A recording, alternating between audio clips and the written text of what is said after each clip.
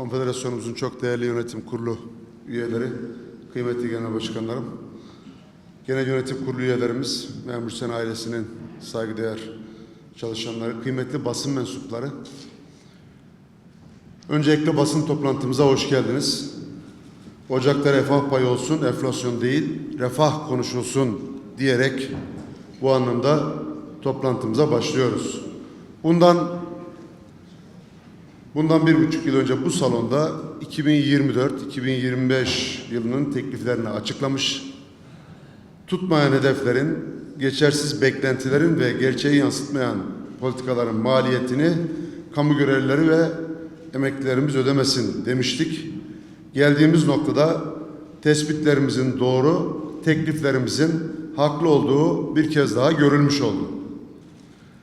Memur Sen olarak 2024 yılına ilişkin 3'er aylık maaş artışı teklif etmiş, 2024-2025 yıl için de toplamda 10 puan refah payı istemiştik.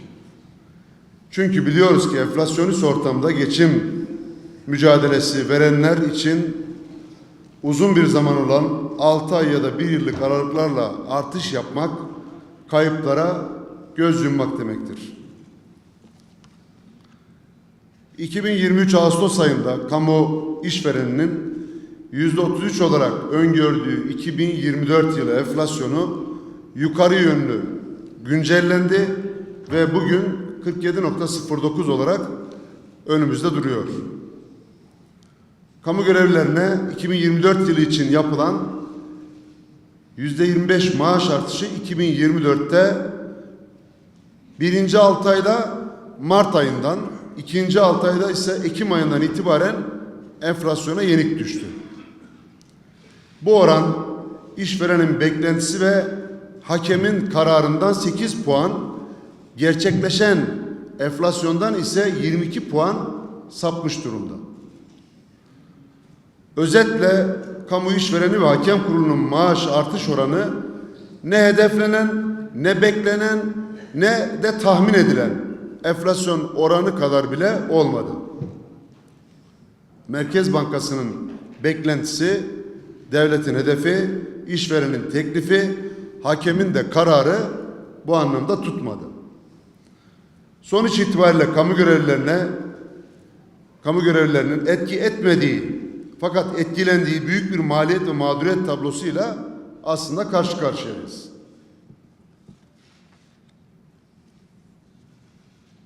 Yedinci dönem toplu sözleşmede kamuoyunun da malum olduğu gibi mutabakat sağlayamamış ve tahkim süreci yaşanmış, hakem kararı devreye girmişti. Onun için bugün bu tabloyu düzeltmek için 2025 yılı Ocak ayı itibariyle refah payı olsun, artık enflasyon değil refah payı konuşulsun istiyoruz. 2025 bütçesi bu hafta tamamlanacak. Kamu görevlileri ve emeklilerinin beklentilerini de karşılayacak hükümlerin yer alması durumunda bütçe kanunu gelir dağılımında adaletin sağlanabileceği asli düzenleme olabilecektir. Bu bağlamda Memur Sen olarak kamu işvereninden beklentimizi ifade etmek isteriz. Orta vadeli planda OHP'de 2025 için 17,5 enflasyon beklentisinin açıklandığını gördük. Bunun gerçekçi olmadığını, ücretlerin %13, giderlerin ise yeniden değerleme oranı olan %43,93 artacağı gerçeğinden hareketle az önce ifade ettiğimiz 22 puanlık kayıplarımızın telafi edilmesini, memur maaşlarına 2025 yılı için toplu sözleşme teklifimiz olan %15 oranında ek zam Ocak ayında uygulanmasını istiyoruz. Ücret artışları enflasyonu artırıyor algısıyla ücretlerin baskılandığı anlayış terk edilmeli. Sorumlusu olmadıkları enflasyonun maliyeti sabit gelirlerin sırtına bırakılmamalı. Kamu görevlileri orta vadeli planda hedeflenen %4 büyüme oranı nispetinde büyümeden taban ayına yansıyacak şekilde refah payı almalı. Böylece gelir dağılımında adalet sağlanmalıdır. Kamu işvereni maaş artışlarında elini sıkı tutarken kamu alacakları için 43,93 şeklinde bu anlamda bol keseden artış yapıyor. Geçim derdindeki bu anlamdaki kamu görevlisi ve memur emeklisi emekliler bu durumda aynı kapsamda değerlendirilmek istiyoruz. Çünkü alacaklarda 43.93'ü baz alıp verecekte o rakamı baz almamak bu anlamda doğru değil. Yapılacak maaş zammından daha fazlasının vergi olarak ödeneceği matrah ve tarife sisteminden vazgeçilmeli. Az kazanandan az, çok kazanandan çok verginin alındığı, gelir vergisinde adaletin sağlandığı, sabit gelirler içinse %15'e verginin sabitlendiği zemini istiyoruz ve bunu arzuluyoruz. Onun için çalışanlar yüksek vergi yükünden de bir an önce kurtarılmalıdır.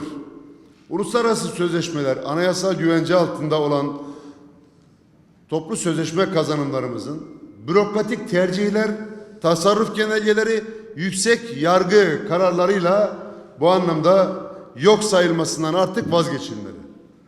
Koruyucu giyim ve fazla çalışma ücreti kazanımımız eksiksiz uygulanmalı, tasarruf genelgesinin ilgili hükmü kaldırılmalıdır. Çünkü toplu sözleşme kararını tasarruf genelgesine koymak hiç bu anlamda hukuk devletine yakışmamaktadır. Bu kapsam içerisine aldıkları servis konusu bu anlamda yaptığımız diplomasiyle anlaşıldı ve servislerle ilgili bu anlamda tasarruftan geri çekildi, geri vazgeçildi ve karar uygulanır hale geldi. Ama aynı durum koruyucu giyim ve fazla çalışma için de geçerlidir. Çünkü genelge onları da kısıtlamaya devam ediyor ve hatta bazı kurumlarda koruyucu giyim ödemelerine ilişkin geriye dönük zimmet çıkarılıyor. Böyle bir şey olamaz. Toplu sözleşme kararıyla yapılan ödemelerde kurumdaki ödeyenlere bu anlamda zimmet çıkarmak doğru bir yaklaşım değil. Bir an önce bundan vazgeçilmeli. Hakem kurulu kararı ve Cumhurbaşkanımızın taahhüdü bu anlamda göz ardı edilmemeli. Birinci dereceye 3600 ek gösterge bir an önce hayata geçirilmeli. 2025 yılı sonunda toplu sözleşmenin süreci dolacak. Toplu sözleşme süresinin dolması beklenmemeli. Vaat bir an önce hayata geçirilmelidir.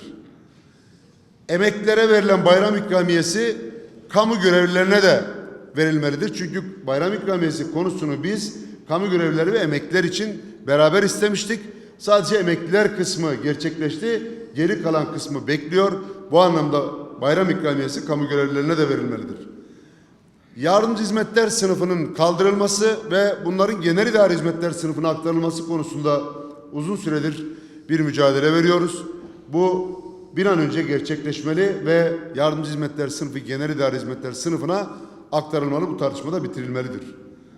Kamu personel sistemi bu anlamda gözden geçirilmek durumunda. Ücret, ünvan, yetki boyutuyla bu anlamda farklılıklar söz konusu, adaletsizlikler kamu görevlerini mutsuz ettiği gibi kamuyu da bu anlamda geriyor.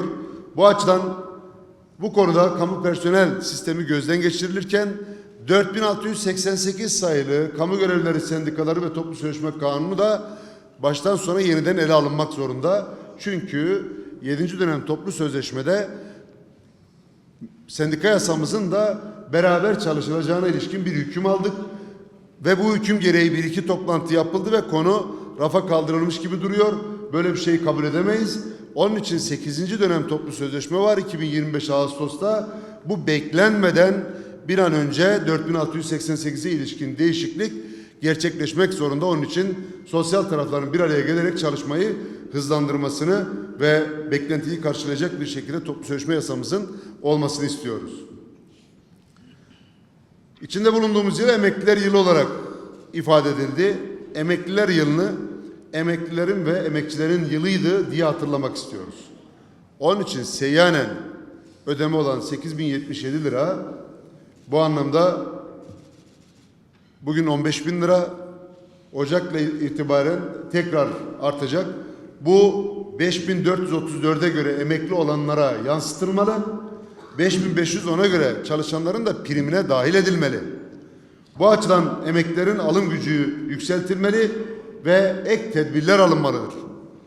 Çünkü emeklilerin bu anlamda durumu hakikaten kabul edilebilir değil. Memur emeklilerinde aylık bağlama oranı elde ettiği, mevcut aldığı maaşa göre neredeyse %50'ye gerilemiş durumda. Bunun kabul edilebilir tarafı yok. Seyyanen zamın emekli kesinliklerine sayılmamasından kaynaklı olarak emekliler bu anlamda zararlı duruma düşmüş durumdalar.